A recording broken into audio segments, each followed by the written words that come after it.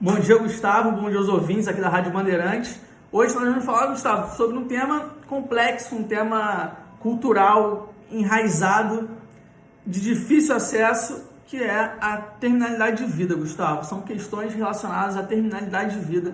Quando a gente toca nesse assunto, muita gente fica, não vamos falar sobre isso. Terminalidade de vida, o que seria exatamente, para todos os ouvintes compreenderem legal? Gustavo, exatamente as situações em que a pessoa está no fim de vida e ela sabe disso.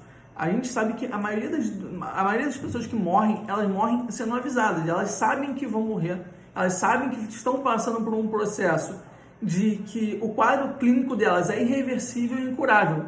E para essas situações, Gustavo, o Código de Ética Médica ele determina que o médico não pode, ele tem que evitar e não pode fazer procedimentos inúteis, Gustavo, que não levem à cura necessariamente da pessoa. Eles só prolongam o momento da vida dela, prolongam de forma artificial o momento de morte, às vezes causando muito sofrimento, causando muita dor. É um momento que a pessoa ali ela já está naquele momento de perda de vida biográfica, Gustavo, que a gente fala, que é como ela não responde mais, ela já não tem mais aquelas características de um ser humano completo, com faculdades mentais, que pode se determinar, que tem valores pessoais, crenças, e por conta disso, ela não pode responder por determinadas situações. Então, Gustavo, a gente tem que, ao contrário da distanásia, que seria prolongar artificialmente esse momento da morte, pensar numa ortotanásia, que seria o momento certo da morte, o momento natural da morte. Para essas situações, Gustavo, existe um documento chamado Diretivas Antecipadas de Vontade, que é um documento que a pessoa vai dizer como ela quer ser cuidada no momento futuro, que algo aconteça, em que algum evento venha a acontecer e que a impeça de exprimir vontade. Nas situações de terminalidade de vida, Gustavo, a gente está falando de um documento chamado Testamento Vital. Nesse Testamento Vital, Gustavo, a pessoa vai comunicar quando ela não puder mais exprimir sua vontade, quais são os cuidados médicos que ela deseja e quais cuidados médicos ela não deseja passar. Então, Gustavo, a gente está falando aqui nesse documento ela pode recusar todos os procedimentos que não a levem à cura, ou seja, que apenas prolonguem a sua vida de forma artificial. Então, ela pode recusar tratamentos, por exemplo, quimioterápicos, ela pode recusar passar por traqueostomia, pode recusar ser entubada, respiração artificial no caso, né?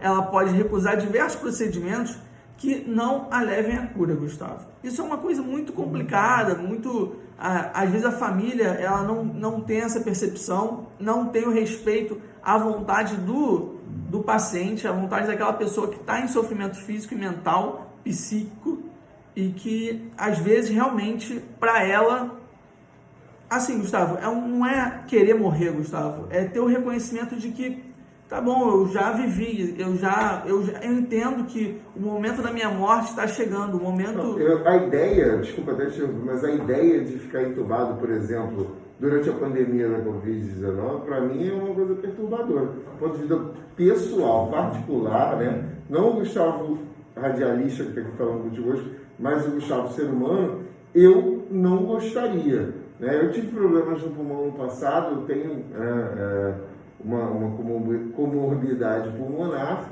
né? Apesar de ter feito tratamento corretamente, estar de alta, ela é extremamente limitante em caso de Covid-19. Eu tenho que me cuidar muito, mas eu não gostaria, por exemplo, eu particularmente, só que eu tenho 38 anos. Eu posso fazer esse documento, mesmo eu não estando no fim da minha vida, decidir como vai ser o fim da minha vida, independente da idade? Exatamente, Gustavo. Na verdade, assim, as diretivas antecipadas de vontade é justamente para isso. Uma pessoa hoje, ela, em sã consciência, plenas faculdades mentais, ela pode fazer isso para que no futuro, caso venha acontecer alguma coisa com ela, ela tenha esse documento, esse registro de como ela quer ser tratada.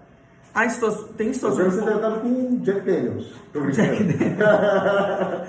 Mas, Gustavo, a gente tá brincando, brincando e falando sério ao mesmo tempo, porque, por exemplo, o lugar da morte, tem pessoas que querem morrer em casa, Gustavo. Tem pessoas que querem ir para casa, se puderem, aquele estado ali puder, não houver uma objeção ética, não houver um estado de emergência, né, no caso, em que as situações de direitos antecipados poderiam ser descumpridas, mas se ela está nessa situação, ela pode escolher morrer em casa. Tem gente que quer ter esse desejo, tem gente que não quer morrer no hospital, tem gente que quer, olha, você tem tanto tempo de vida, você está nessa situação, não tem o que nós fazermos para voltar atrás, para regredir o seu quadro clínico.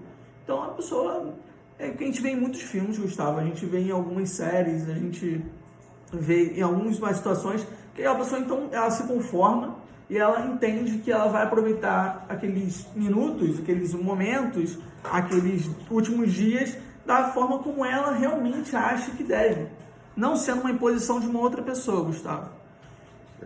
A questão... Não, mas eu falei brincadeira, mas não é brincadeira não.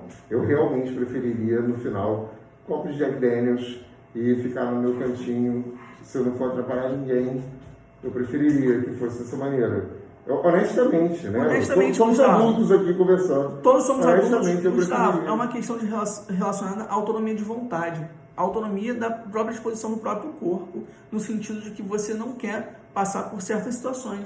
Que aquelas situações te abalam psicologicamente, psicologicamente, e aquilo ali você entende que vai te mais prejudicar do que te fazer bem. Gustavo, só para esclarecer também que essa situação ela pode ser delegada a uma outra pessoa, que a gente chama de a procuração, né, a procuração para terceiros para esse tratamento. Então você pode delegar a outra pessoa que ela seja responsável por escolher, ela sabendo das suas crenças, sabendo dos seus valores, ela vai ser a pessoa que vai escolher quando você tiver essa situação de terminar de vida, de não poder responder por si, ela que vai responder por você. Isso também é permitido, Gustavo. Então era isso que eu queria trazer aqui hoje. É um tema bastante complexo, né? É um tema que atinge diretamente nosso íntimo.